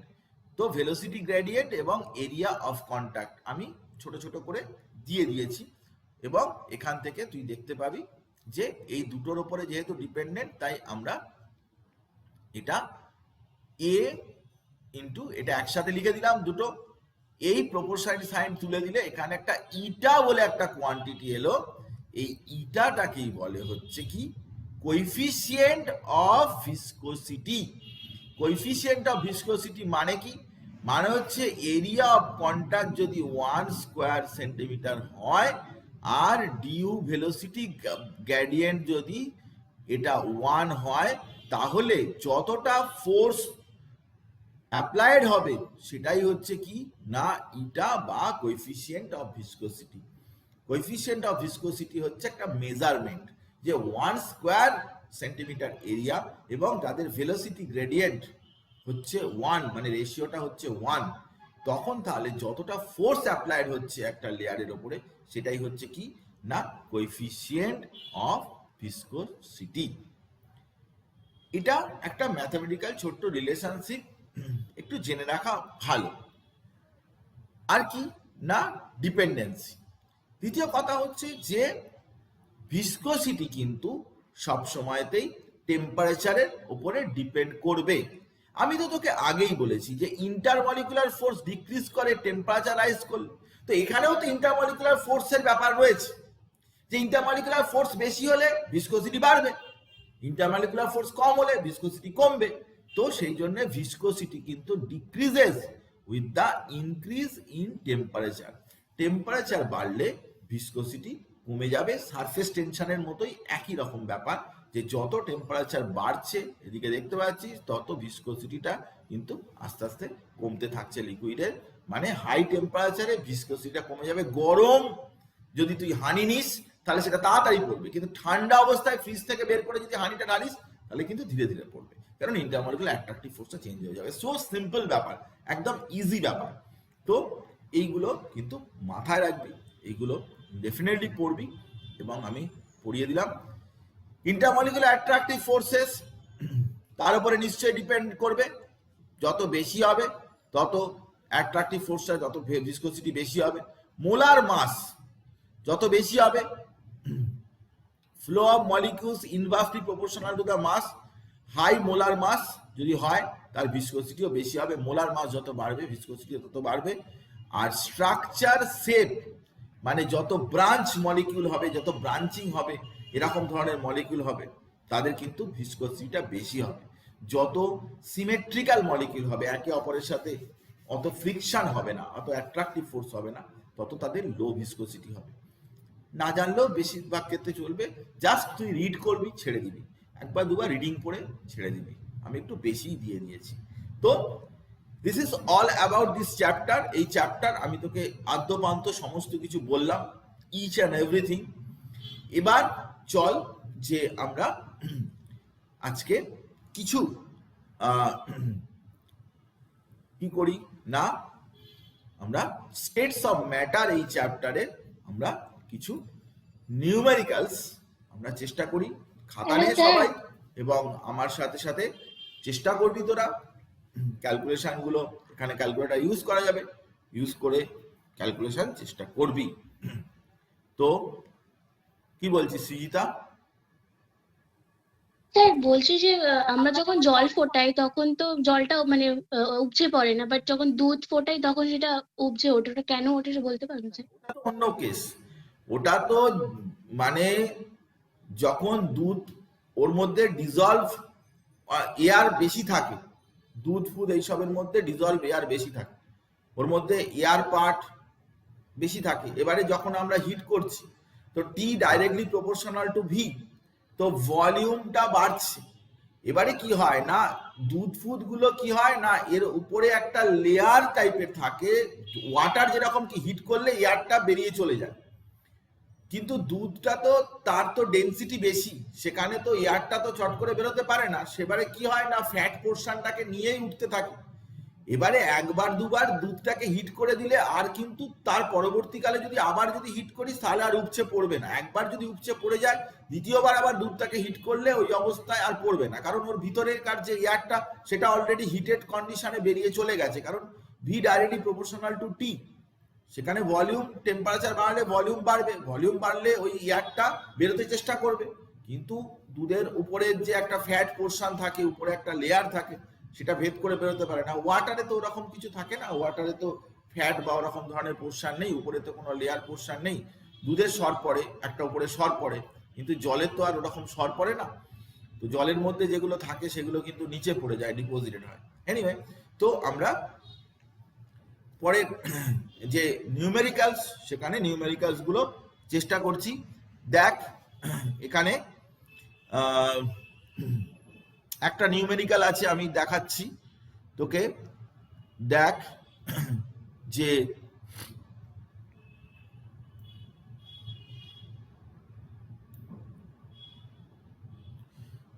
আচ্ছা এখানে রয়েছে যে when a 3.2 gram of sulfur is vaporized at 450 degrees Celsius and 723 millimeter pressure, the vapor occupies a volume of 780 cc. What is the formula for the sulfur under this condition? এটা একটা states of ম্যাটারের একটা numerical, যেখানে সালফারের মাস দিয়ে দিয়েছে, তো সেখান থেকে বের করতে হবে প্রথমে মলিকুলার ওয়েটটা কিন্তু সালফারের বের করতে হবে। সালফারের অ্যাটমিক মাস হচ্ছে 32, এটা হয়তো দেয়া থাকবে, নাও দেয়া থাকলেও অসুবিধা নেই। Atomic mass of sulphur 32। এবারে তোকে কি করতে হবে না, আমরা চেষ্টা শুরু কর, যে আমরা জানতাম যে PV equals to NRT, molecular ওয়েটের সাথে আমরা রিলেশনশিপ একটা বলেছিলাম, তো PV equals to W by M RT, M equals to W RT by PV. এবারে দেখ ডাব্লিউ কত দেয়া রয়েছে, 3.2। আচ্ছা, আর এর ভ্যালু এখানে তো তুই লিটার অ্যাটমসফিয়ারই বসা, সবই লিটার অ্যাটমসফিয়ার ইউনিটেই বসাবি, তাহলে 0.0821।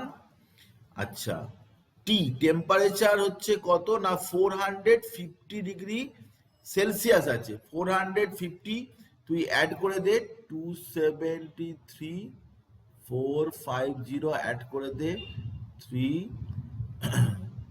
4 6 7 723 এখানে অ্যাড করে দিলি। তারপরে হচ্ছে প্রেসার, প্রেসার এখানে কত দিয়েছে 723 মিলিমিটার, মিলিমিটারটাকে তুই অ্যাটমসফিয়ার করে দে, 723 ডিভাইড বাই 760 দিয়ে তুই ডিভাইড করে দিলি, ইন্টু ভলিউম, ভলিউম তোর দেওয়া রয়েছে 780 সিসি, তাহলে 780 এটাকে লিটার কর, কারণ এটা লিটার অ্যাটমসফিয়ার ইউনিটে রয়েছে, তাহলে একে 1000 দিয়ে ডিভাইড করে দে, ডিভাইড করে এখানে মলিকুলার মাসটা কত আসছে এখানে দেখ, এটা হিসাব কর, এটা হিসাব করে দেখ তো কত আসছে, ক্যালকুলেটর দিয়েই কর।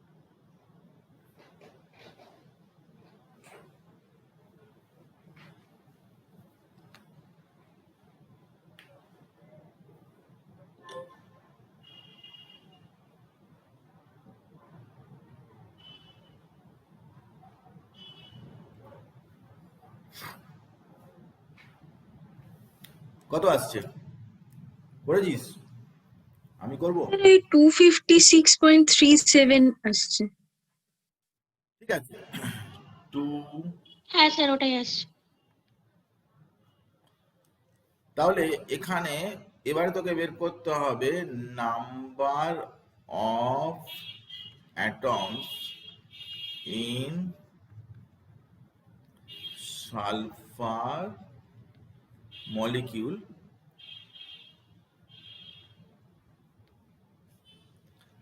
একে 30, এক একটা অ্যাটম হচ্ছে তোর অ্যাটমিক মাস হচ্ছে 32, তাহলে একে ডিভাইড করে, এটা হোল নাম্বারেই আর কি যেটা হয়, সেটা ফ্র্যাকশনাল তো হবে না, এটা একটা হোল নাম্বারের কাছাকাছি হবে, কত হবে 80 হওয়ার কথা, 80 হবে 8.01। হ্যাঁ ওই 80 ধরতে হবে। তাহলে তোর এখানে বলেছে যে ফর্মুলা অফ সালফার, তো ফর্মুলাটা হবে S8, এরকম ফর্মুলা হবে S8। তাহলে নিশ্চয়ই বুঝতে পেরেছিস, কোনো অসুবিধা নেই। মোলার মাস বের করলাম, বের করার পরে সেখান থেকে আমরা চলে এলাম অ্যাটমিক মাস দিয়ে ডিভাইড করলাম, তাহলে অ্যাটমিসিটি বেরিয়ে গেল। শুধু খেয়াল করে রাখবি যে এইসব এগুলো অ্যাটমসফিয়ারে আমি পুট করেছি, এটা লিটারে লিখেছি, এগুলো ভুল হয়ে যায়, কারণ এইখানে আর এর ভ্যালু যেরকম যেরকম লিখবি সেই অনুযায়ী কিন্তু হবে। যাকে এবারে চলে আসছি এর পরে আর একটা নিউমেরিক্যাল প্রবলেম, দেখ ভালো করে পরেরটা। 2.5 liter flask contains 0.25 mole each of sulfur dioxide and carbon dioxide at 27 degrees Celsius. Calculate the partial pressure exerted by each gas and total pressure. তাহলে পার্শিয়াল প্রেসার মানে কি? মানে হচ্ছে যে ওই গ্যাসটার যে নিজস্ব যে প্রেসারটা সেটা। তো পার্শিয়াল প্রেসার প্রত্যেকটা গ্যাসের আলাদা করে বের করতে হবে ডাল্টনসের ল অনুযায়ী। সেটা বের করার পরে এবারে তাদেরকে কি করতে হবে? অ্যাড করতে হবে।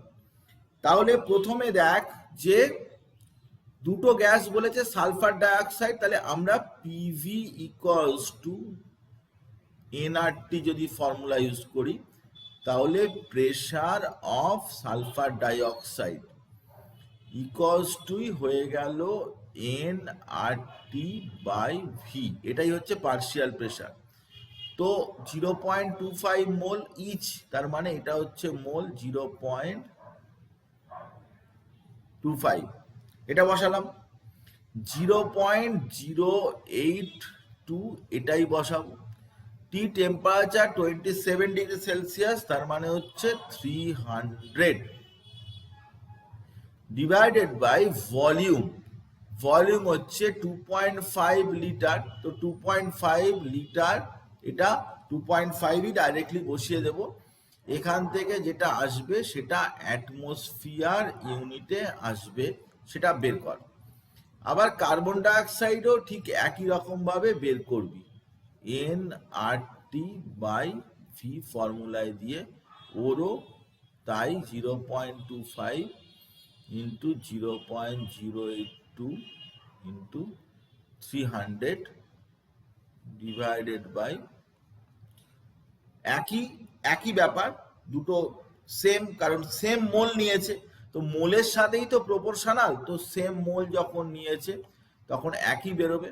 তো টোটাল প্রেসার ডাল্টনসের ল অনুযায়ী P of sulphur dioxide plus P of carbon dioxide, তো 2.46 বেরোচ্ছে বলছে। ঠিক আছে, 2.46, তাহলে এখানে একটা অ্যাড করে দেবো 2.46,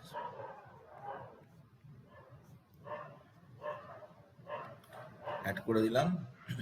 তাহলে এটা 4.92 অ্যাটমসফিয়ার চলে গেল। সিম্পল ব্যাপার, খুব ইজি ব্যাপার, তো সেটা সহজেই করতে পারবে। নেক্সট প্রবলেমটা চলে যাচ্ছি। স্টেটস অফ ম্যাটারের পরের প্রবলেমটা দেখ কি বলেছে। 6.52 gram of a sample of oxygen is collected over water at a total pressure of 735.5 torr, measured 5.45 liter at temperature 27 degrees Celsius. Find the vapor pressure of the water vapor. তাহলে তোর কি দেয়া আছে না, অক্সিজেন যেটা collect করা হয়েছে তার কিন্তু তোর মাসটা দেয়া রয়েছে কত গ্রাম স্যাম্পল অক্সিজেন, 6.52। তাহলে ওর প্রেসারটা বের করতে হবে। সেই প্রেসারটা আমরা বের করব। আচ্ছা, বের করার পরে এবারে ভেপার প্রেসারটা ওখান থেকে যদি ওয়াটারের যে ভেপার প্রেসার সেটাকে যদি মাইনাস করে দিই, জলের উপর তো কালেক্ট করা হয়েছে, তো টোটাল প্রেসারটা হচ্ছে 735। তাহলে অক্সিজেনের প্রেসারটা যদি মাইনাস করে দিই তাহলেই কিন্তু তোর ভেপার প্রেসারটা বেরিয়ে যাবে। তাহলে প্রথমে একটা কাজ কর, যে ওই একই formula PV equals to NRT বা ডব্লিউআরটি টি বাই এম, এটা দিয়ে প্রেসার অফ অক্সিজেন বের কর, W R T by M into V. ডাব্লুর ভ্যালু দিয়ে দিয়েছে 6.52, তারপরে হচ্ছে আর এর ভ্যালু তো 0.082, টি এর ভ্যালু টেম্পারেচার কত 27 ডিগ্রি মানে হচ্ছে 300, আর মলিকুলার ওয়েট অফ অক্সিজেন এটা 32 লিখবি, আর ভলিউম হচ্ছে 5.45 লিটারে ওটা থাকুক, ওটা এটা হয়ে গেল প্রেসার অফ অক্সিজেন, এত অ্যাটমসফিয়ার বেরোবে। এবারে কি না, এবারে হচ্ছে যে অ্যাটমসফিয়ার বেরোলো, এইবারে হচ্ছে যে তোকে কি করতে হবে, এটা যত বেরোবে, কত বেরোচ্ছে দেখ, এটা যেটা বেরোবে এটাই হচ্ছে কি না প্রেসার অফ ড্রাই গ্যাস। তো টোটাল প্রেসারটা বলেছে 735.5 টর, এটা হচ্ছে প্রেসার অফ ড্রাই গ্যাসের প্রেসার কত বেরোচ্ছে দেখ, সেখানে তার থেকে কিন্তু মিলিমিটারে যাবি, মানে টর মানেই হচ্ছে millimetre, 735.5 millimetre. Pressure of dry gas হচ্ছে 0.9196, আচ্ছা 0.92 এর মতো। আচ্ছা 0.92 অ্যাটমসফিয়ার মানে হচ্ছে তোর কত মিলিমিটার, একে তাহলে একটা কাজ কর,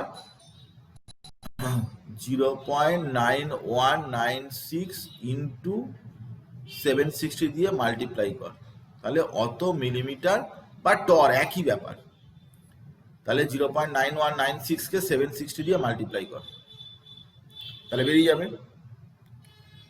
তো ভেপার প্রেসার অফ ওয়াটার বেরোবে কি না, এখানে 735.5 মাইনাস এটা হচ্ছে প্রেসার অফ ড্রাই গ্যাস, এটা দেখ কত বেরোচ্ছে 0.9196 ইন্টু 760, 699.2, 699 পয়েন্ট কত 2, এইটা মাইনাস করে দিতে হবে, কারণ এটা ড্রাই গ্যাস আর এটা হচ্ছে টোটাল প্রেসার, মিলিমিটার আর টরের মধ্যে কোনো ডিফারেন্স নেই, এটা মাইনাস করলে যত হবে ততই হচ্ছে ভেপার প্রেসার, অত মিলিমিটার, বা তুই টর লিখতে পারিস, যা খুশি লিখতে পারিস, টর আর মিলিমিটার একই।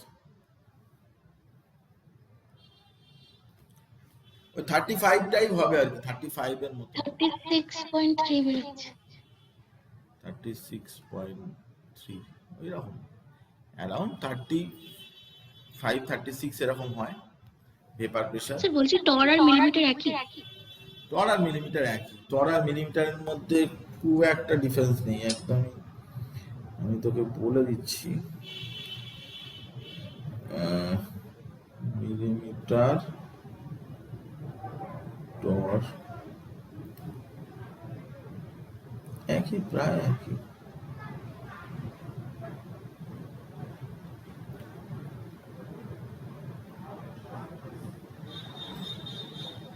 টর মিলিমিটার সেম, টর মিলিমিটারের মধ্যে কোনো পার্থক্য নেই, মিলিমিটার অফ এইচজি আমরা লিখতাম, তার পরিবর্তে আমরা টর লিখে দেবো, ব্যাস, মিলিমিটার অফ এইচজি আমরা লিখতাম, এতটা লেখার দরকার নেই, সেটাকেই বলে টর। টরিসেরি করেছিলেন না, টরিসেরি এটা করেছিলেন, তো ওটাই হচ্ছে মানে ওটাই হচ্ছে টর, যেটা মিলিমিটার অফ এইচজি, ওটাই হচ্ছে টর, মিলিমিটার অফ এইচজিটাই হচ্ছে টর।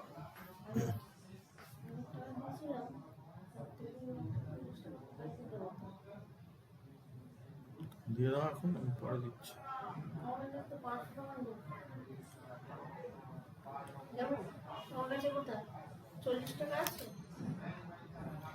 এক মিনিট দাঁড়া।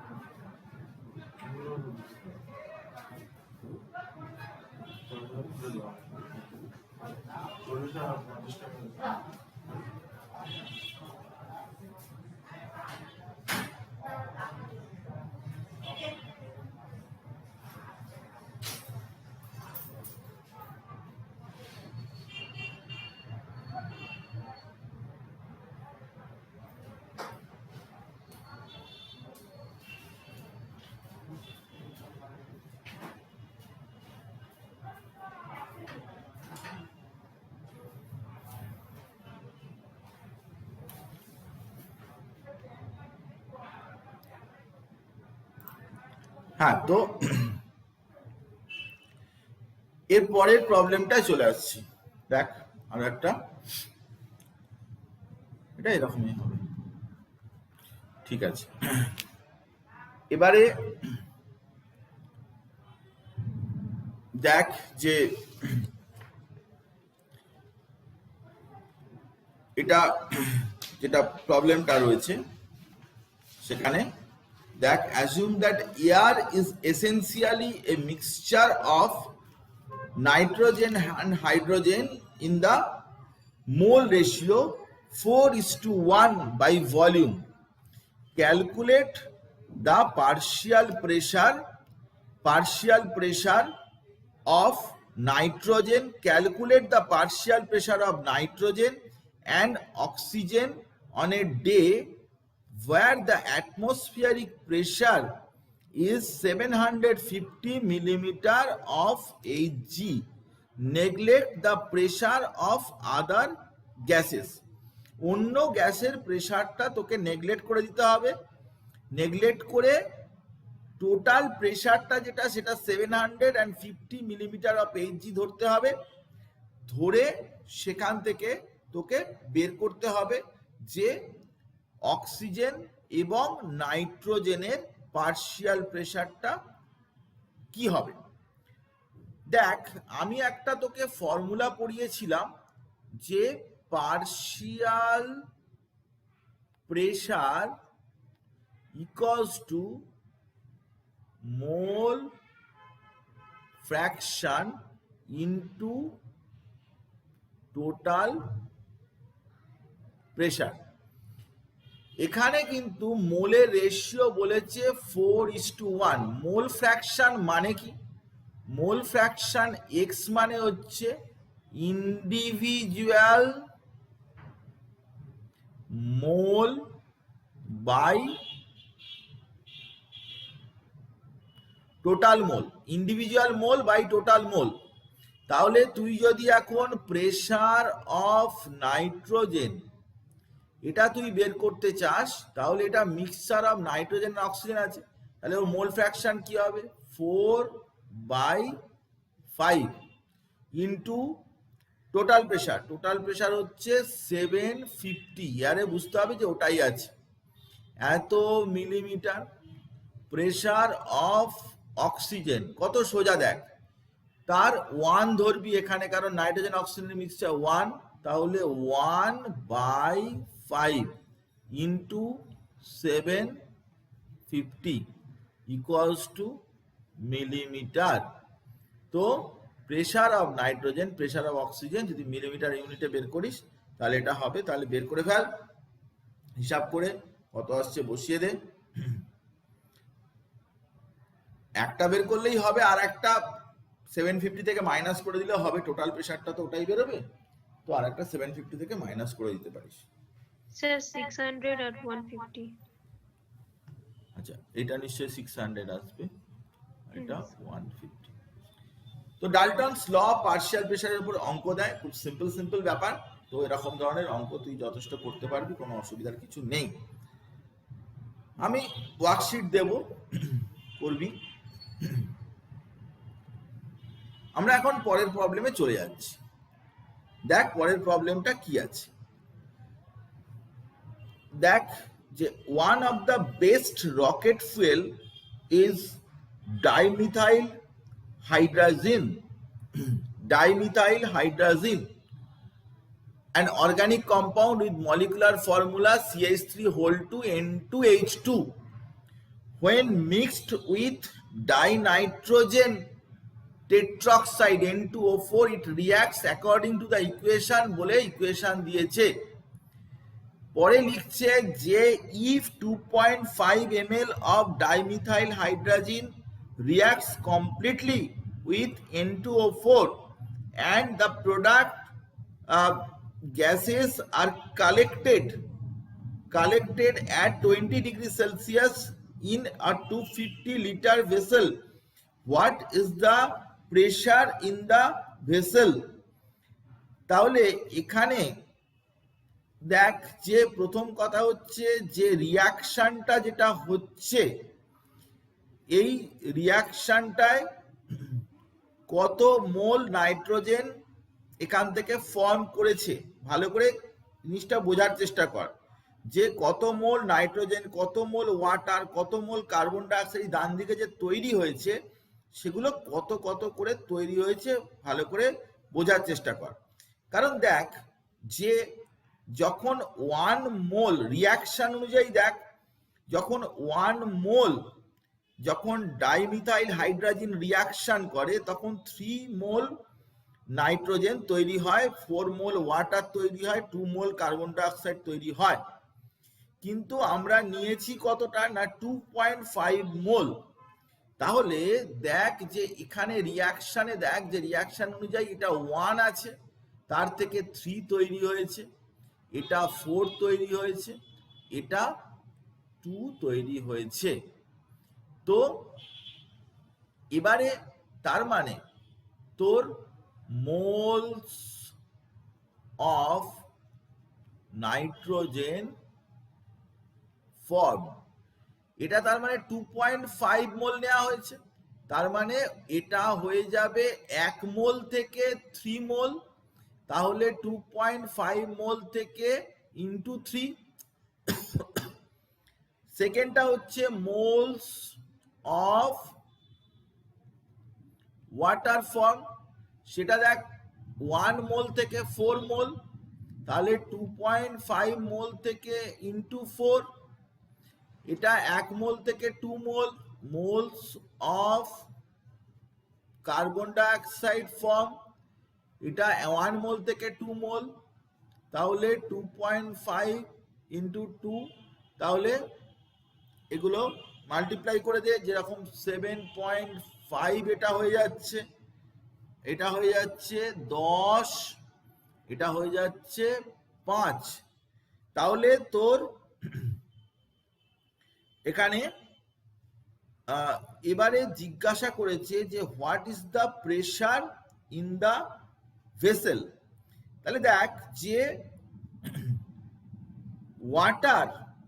ওয়াটারটা কিন্তু এখানে যেটা 10 মোল আছে, ওয়াটারটা ধরতে হবে না, কারণ এখানে কিন্তু ওয়াটার ভেপার নেই, কারণ 20 ডিগ্রি সেলসিয়াস টেম্পারেচারে water at 20 degree Celsius water present in liquid state, water কিন্তু সেখানে লিকুইড স্টেটেই প্রেজেন্ট থাকছে, সেই জন্য ওয়াটারের মোলটা কিন্তু টোটাল প্রেসারে আমরা ইউজ করব না। তাহলে প্রেসার সেটা কি হবে না, প্রেসারটা হবে N total RT by V. সেখানে এন টোটাল যখন লিখতে যাব তখন 7.5 plus 5 into R 0.082 into T, T হচ্ছে 20 ডিগ্রি সেলসিয়াস, মানে হচ্ছে তোর 273 অ্যাড করলে 293 চলে এলো, আর হচ্ছে কত 250 লিটার, 250 লিটার ভেসেল, তার মানে 250।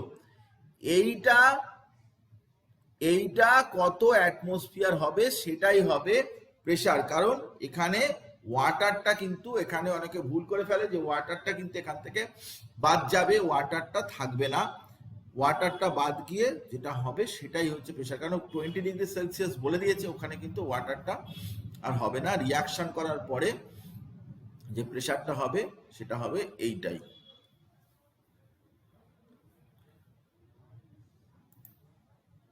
আচ্ছা, এখানে 1.2 অ্যাটমসফিয়ার আসছে বলছে, ঠিক আছে, আমরা সেটাই লিখছি 1.2 অ্যাটমসফিয়ার। তাহলে সিম্পল ব্যাপার, অঙ্ক বড় হতে পারে, অনেক কিছু কথাবার্তা থাকতে পারে, কিন্তু সেগুলো তোকে ভালো করে পড়ে বুঝে নিতে হবে। কোনো অসুবিধা হলে নিশ্চয়ই আমাকে বলবি। অঙ্ক চেষ্টা করতে হবে, নিউমেরিক্যাল প্রবলেম চেষ্টা করতে হবে, আমাদের যে ফর্মুলা টর্মুলাগুলো পড়িয়েছি সেগুলো দিয়েই সমস্ত হয়ে যাবে। নেক্সট প্রবলেমে চলে আসছি। নেক্সট প্রবলেমটা দেখ, আগে পর, তারপরে আমরা সেটা নিয়ে ডিসকাস করছি। কি আছে না, when 2 grams of gaseous substance A is introduced into an initially evacuated flask, মানে ফাঁকা, evacuated flask মানে হচ্ছে ফাঁকা, at 25 degrees Celsius, the pressure is found to be 1 atmosphere. একটা 2 গ্রামের গ্যাস, সেটা একটা ফ্লাস্কের মধ্যে ঢোকানো হলো 25 ডিগ্রি সেলসিয়াসে, এবং তার প্রেসারটা কত দাঁড়ালো না 1 অ্যাটমসফিয়ার। ওখানে কিন্তু আগে কিছু ছিল না। 3 grams of another gaseous substance B is then added to it, ওটার মধ্যেই আবার দেয়া হলো at the same temperature, এবং ওই যে প্রেসার ছিল সেখানে। The final pressure is found to be 1.5 atmosphere. Assuming the ideal gas behavior, calculate the ratio of molecular weights of A and B. A and B এর molecular weight, এটার রেশিওটা কি হবে সেটা আমাকে সেটা বলতে হবে। এখানে মলিকুলার ওয়েট এর রেশিওটা কি হবে জানতে চেয়েছি। তাহলে আমরা কি করব, এখানে দেখ, প্রথমে যখন শুধু এ গ্যাসটা নেওয়া হয়েছিল তখন কিন্তু তার প্রেসারটা 25 ডিগ্রি সেলসিয়াসে প্রেসারটা দাঁড়িয়েছিল 1 অ্যাটমসফিয়ার। তো পরে যখন 3 গ্রাম আর একটা গ্যাস নেওয়া হলো তখন কিন্তু প্রেসারটা 1.5 অ্যাটমসফিয়ার দাঁড়িয়ে গেল, মানে এ আর বি মিলিতভাবে প্রেসারটা 1.5 অ্যাটমসফিয়ার দাঁড়ালো। তাহলে আমরা ওই ফর্মুলাটা পিভি ইকুয়ালস টু এনআরটি বা W by M RT V, এটা আমরা লিখছি। তো প্রেসারটা প্রথমে 1 অ্যাটমসফিয়ার, তার মানে ফর এ সেখানে 1 অ্যাটমসফিয়ার 1। আচ্ছা, ডাব্লিউ হচ্ছে 2 গ্রাম, এখানে তুই আরটি অমনি রেখে দে, আরটি অমনি রেখে দে, আর ভিটাও অমনি রেখে দে, আর এটা মলিকুলার ওয়েট অফ এ এটা লিখে রাখ, হয়ে গেল। এবারে এটা হচ্ছে এর জন্য প্রথমে, এবারে ফর এ অ্যান্ড বি, এবারে পরের বারে তো এ আর বি দুজনেই আছে, এ আর বি যখন দুজনেই আছে তখন টোটাল প্রেসার পি টোটাল এখানে হবে মানে N R T by V, এখানে হবে N total R T by V. তো এন টোটাল মানে কি, মোল টোটাল মানে কি, দুজনের ওয়েট বাই মলিকুলার ওয়েট, সেটাকে টোটাল করতে হবে। তাহলে এইটার ভ্যালু হচ্ছে কত, কত বলেছে, সরি 2.5 না, 1.5 1.5।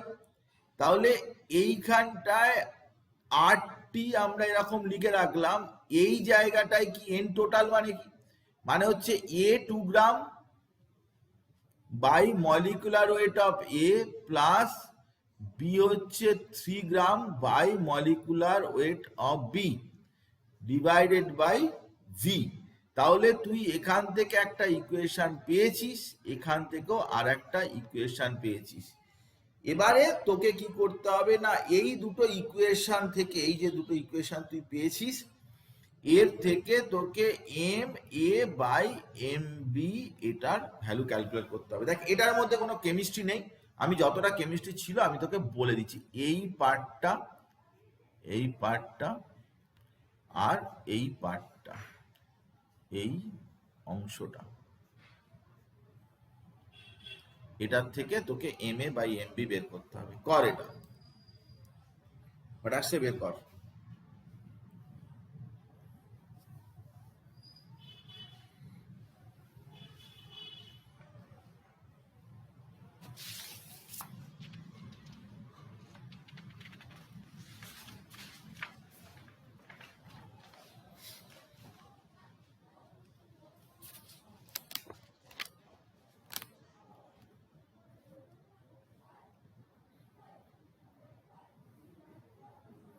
RT বাই ভি ফি সব কেটে যাবে, রেশিও করে নে।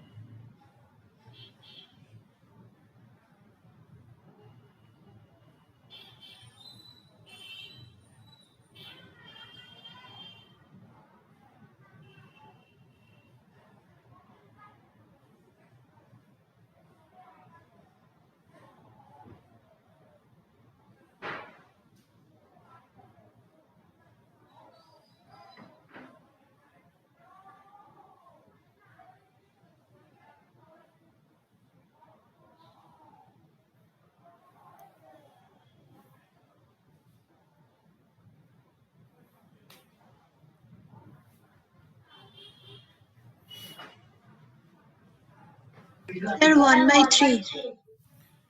1/3 এসছে, ঠিক আছে। 1/3 MA is to MB 1:3, very good.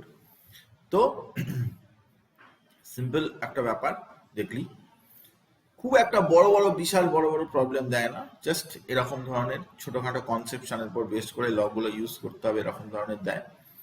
বড়সড় অঙ্কগুলো যদি করতে চাস করতেও পারিস, আটকালে ফাটকালে আমাকে বলবি, চেষ্টা করে দেখবো, অসুবিধা কিছু নেই। তো আমরা নেক্সট প্রবলেমটায় চলে আসছি। দেখ নেক্সট প্রবলেমটায় কি বলেছে, একটা ফিগার দেয়া রয়েছে, ফিগারটা as shown in the figure, ammonia and HCl are introduced in a cylindrical container of uniform cross section. At what distance from ammonia inlet?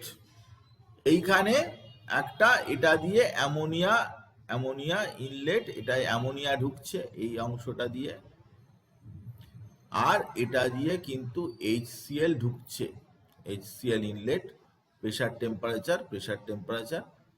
তো জিজ্ঞাসা করেছে at what distance from ammonia inlet will ammonium chloride form. কারণ ammonia আর HCl যখন meet করবে তখন ammonium chloride তৈরি হবে। তো সেই ডিস্টেন্সটা কতটা, এটা পুরোটা ডিস্টেন্স যদি L হয় তাহলে এখান থেকে এই পর্যন্ত ডিস্টেন্সটা কতটা হবে সেটা বের করতে হবে। দেখ পুরোটা যদি এল হয় আমরা এখানে কি ইউজ করব না Graham's law of gaseous diffusion. সেখানে কি আছে না rate of ammonia by rate of HCl, রেশিওটা কি হবে না root over molecular weight of HCl by molecular weight of ammonia, inverse related. HCl এর কত 36.5, অ্যামোনিয়া কত 17। এবারে রেটটা কি না যদি একটা পার্টিকুলার টাইম ধরি টি টাইম, তাহলে টি টাইমে ধরে নিলাম যে এখান থেকে এক্স ডিস্টেন্স, তাহলে অ্যামোনিয়াটা গেছে এক্স ডিস্টেন্স টি টাইমে, আর HCl গেছে কতটা না L minus X distance T টাইমে by T equals to root over of 36.5 by 17। এখানে টি বাদ হয়ে গেল, তাহলে তোর দাঁড়ালো x by L minus X divided by root over 36.5 by 17। এখান থেকে তোকে কি করতে হবে না এক্স এর ভ্যালুটা বের করতে হবে, কিন্তু সেটা এল এর ফর্মে আসবে, ইন দা ফর্ম অফ এল, তার গায়েতে এল থাকবে। এলটা নিয়ে তোকে চিন্তা করতে, তোকে একটা পার্টিকুলার ভ্যালু বের করতে হবে না, তুই কত এল বা কত বাই এল বা কিছু একটা এল দিয়ে একটা ভ্যালু আসবে, সেই ভ্যালুটা তোকে বের করতে হবে, সেটাই হচ্ছে ঘটনা। তো সেটা তুই করে ফেল, কত এল, এটা এল দিয়ে তোর ভ্যালুটা আসবে। তোকে যদি এখানে 100 সেন্টিমিটার বা 100 মিটার এরকম ধরনের কোনো ডিস্টেন্সের কথা বলে দিত, তাহলে তুই ওই এলের জায়গায় বসাতিস, কিন্তু অনেক অঙ্ক এরকম আজকাল দিচ্ছে যে সেটা কিছু বলছে না, তো তোকে সেখান থেকে ওটা এল ধরেই রেখে দিতে হবে, এল ধরেই রাখতে হবে, কোনো অসুবিধার কিছু নেই, এল ধরে রাখবি।